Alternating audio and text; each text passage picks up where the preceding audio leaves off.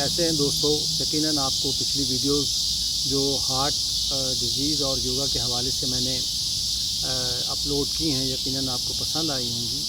और आज की वीडियो में हम उन वजूहात को जानने की कोशिश करेंगे। किस्म की वजूहात हैं। एक वजूहात तो ये है कि जो हमारे कंट्रोल में है, ठीक है।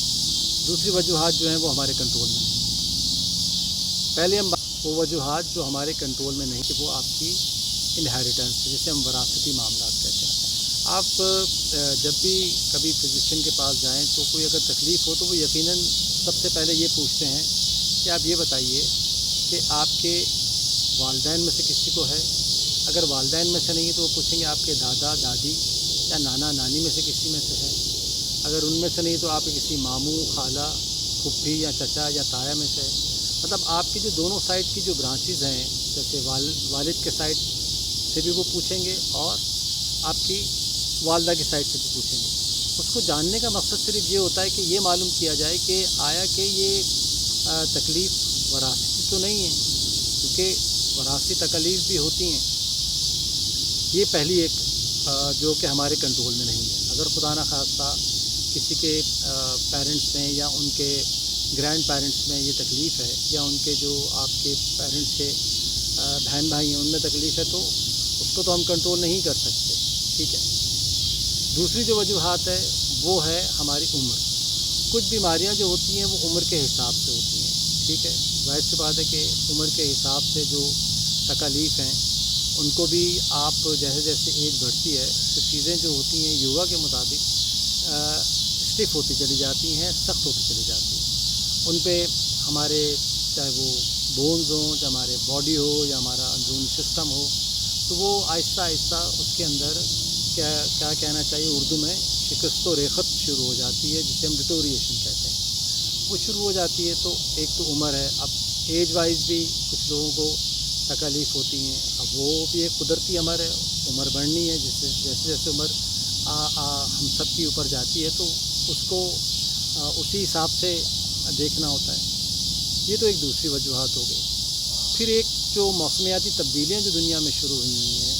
अच्छा, ये मौसमियाती तब्दीलियों का नाम तो 2010 में ज़्यादा पॉपुलर हुआ कि मौसमियाती तब्दीलियाँ या क्लाइमेटिक चेंज जिसे हम कहते हैं। उससे पहले भी जो फिजिशियन होते थे वो ये कहते थे कि आपका जो फ़िज़िकल एनवायरनमेंट है, यानी कि हवादार आपका घर है या आपका हवादार नहीं है या वहाँ पे एक आलूदगी है। अब आलूदगी की मिसालें भी बहुत हैं, वो जब हम आगे बात करेंगे आलूदगी की जब वीडियो बनेगी तो उस पर मैं आपको पूरी तफसील से बताऊंगा कि आलूदगी है क्या और आलूदगी कहते किसे हैं और कितनी इक़साम होती हैं। तो कुछ बीमारियां आलूदगी की वजह से भी होती हैं। आए दिन आपने न्यूज़पेपर में या आप सोशल मीडिया पे पोस्टें देखते रहते होंगे कि बीमारियों के जो आलूदगी की वजह से भी बहुत सारे लोगों को बीमारियां हो रही हैं, जिसमें एक दिल के अमराज भी हैं, जिसमें कैंसर भी है, फेफड़ों के अमराज हैं, दमा हैं, बहुत सारी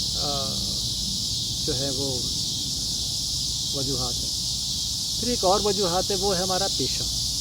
अब कुछ पेशे तो कुछ लोग तो हैं कि अपना पेशा बदल सकते हैं, ठीक है। अगर कोई उसके अंदर अगर कोई कबाहत ना हो, उसके इतने वसाइल हों या उसके मौक़े इतने हों कि कोई एक पेशा छोड़ के दूसरे पेशे को इख्तियार कर ले, तो ऐसा बहुत कम होता है। उमूमन यही देखा गया है कि ज़्यादातर लोग ज़िंदगी में जो काम शुरू करते हैं उसी पे ही अपनी मतलब उनकी ज़िंदगी चलती है और उसी पे ही अमूमन इख्तिताम होता है।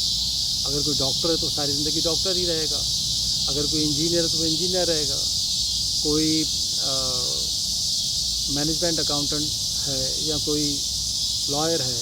तो मुख्तलिफ़ पेशे जो होते हैं वो भी हमारी ज़िंदगी के जो मामलात हैं उन पे असरअंदाज हो रहे होते हैं। हमने अब तक वरासती, उम्र, मौसमियाती तब्दीलियाँ और पेशे के हवाले से बात की कि ये वो चीज़ें हैं जो कि हम कंट्रोल नहीं कर सकते। इसी तरीके से इसमें आलूदगी के हवाले से जैसे मैंने पिछली वीडियो एक अपलोड की थी कि जो मुख्तलिफ़ बीमारियों के हवाले से, तो उसमें एक बीमारी یہ بھی کہ جراثیم سے بھی ہارٹ کا ایشو ہو سکتا ہے، کوئی وائرس ہے اس سے بھی ہارٹ کا ایشو، یا کوئی بیکٹیریا اس سے بھی ہارٹ کا ایشو ہو سکتا ہے۔ تو وہ یقیناً وہ آلودگی یا صفائی کے معاملات ہیں، یہ چیزیں ہیں جس کی وجہ سے یہ تکلیف بھی کسی کو ہو سکتی ہے۔ اور میں نے پہلے بھی کہا کہ جیسے ہی کوئی آپ کو اس قسم کے کوئی سمٹمز لگیں یا آپ کو کوئی لگے کہ آپ کو کوئی تکلیف ہو رہی، تو اس کا سب سے بہترین اور سب سے پہلا جو آپ کا کانٹیکٹ ہونا چاہیے وہ آپ کا فزیشین ہونا چاہیے، کیونکہ علامتیں دیکھ کر فزیشین آپ کو صحیح ڈائگنوز کرے گا۔ اور ایک بات یاد رکھیں کہ سیلف میڈیکیشن سے کہیں زیادہ خطرناک ہے سیلف ڈائگنوز، تو ہمیشہ اس سے بچیں۔ اور امید ہے کہ یہ آپ کو ویڈیو پسند آئی ہوگی، پسند آئی ہے تو اس کو لائک کریں، سبسکرائب کریں اور شیئر کریں۔ بہت شکریہ۔